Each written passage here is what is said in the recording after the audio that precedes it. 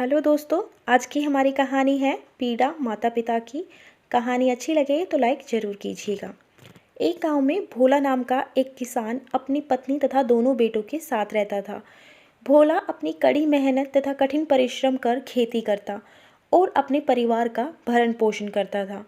भोला किसान के दो बेटे थे जिनका नाम राम तथा श्याम था, लेकिन वे दोनों अपने पिता के कृषि कार्यों में किसी भी प्रकार का योगदान नहीं देते थे।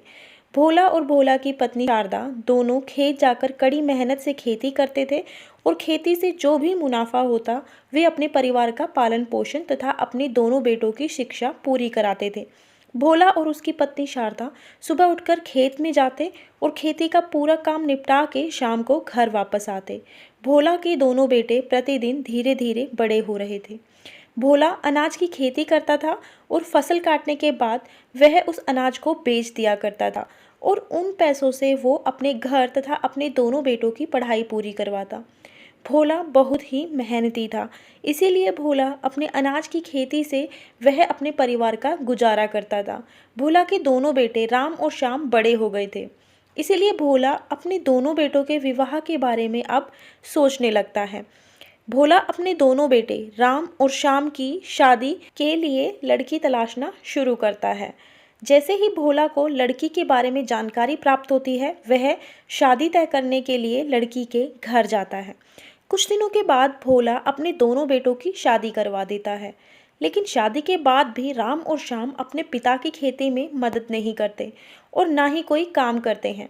इधर बेचारा भोला अपनी पत्नी के साथ खेत जाकर परिश्रम कर उनका भरण पोषण करते हैं।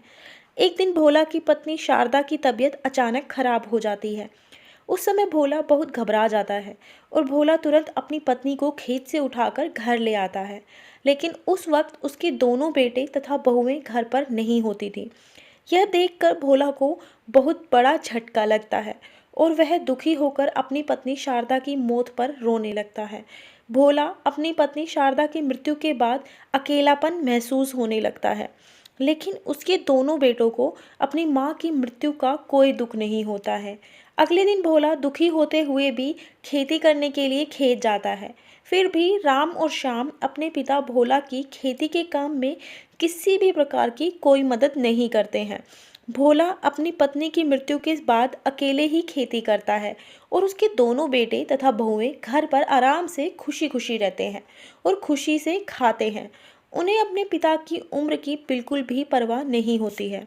राम और श्याम अपने पिता की उम्र का जरा भी लिहाज ना करते हुए आराम के साथ घर पर बैठकर खाते हैं, जिसके कारण भोला अपने दोनों बेटों से काफ़ी परेशान रहता था और यह सोचता रहता था कि दोनों बेटे घर पर आराम के साथ रहते हैं, लेकिन खेती के काम में जरा भी सहायता नहीं करते। इस वजह से भोला बहुत दुखी था। जब एक दिन भोला सुबह अपने खेत जाकर खेती का काम करने की तैयारी कर रहा होता था, तब भोला भगवान से कहने लगा, हे भगवान, मैंने ऐसा कौन सा गुनाह किया है जो इतनी बड़ी सज़ा दे रहे हो, जो मेरे को ऐसे दो बेटों की प्राप्ति की है। ऐसा कहकर भोला भगवान को कोसने लगता है और अचानक भोला के सीने में दर्द होने लगता है और भोला को अधिक सदमे की वजह से हार्ट अटैक आ जाता है, जिसकी वजह से भोले की दर्दनाक मौत हो जाती है। भोला की मृत्यु के बाद गांव वाले भोला के बेटों को भला बुरा कहने लगे और भोला के दोनों बेटों को कोसते हुए भोला के दोनों बेटों ने भोला की हत्या कर दी थी।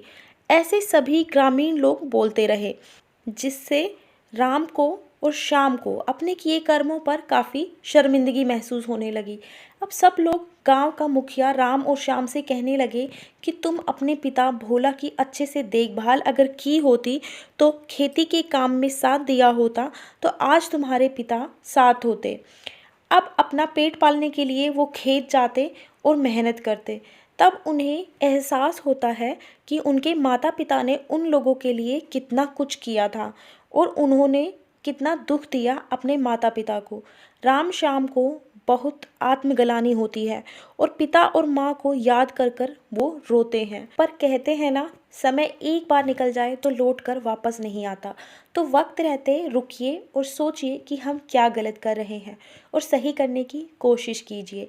धन्यवाद दोस्तों। कहानी अच्छी लगी हो तो लाइक कर दीजिए, ज़्यादा से ज़्यादा शेयर कीजिए, चैनल को सब्सक्राइब कर लीजिए ऐसी ही और कहानियों के लिए।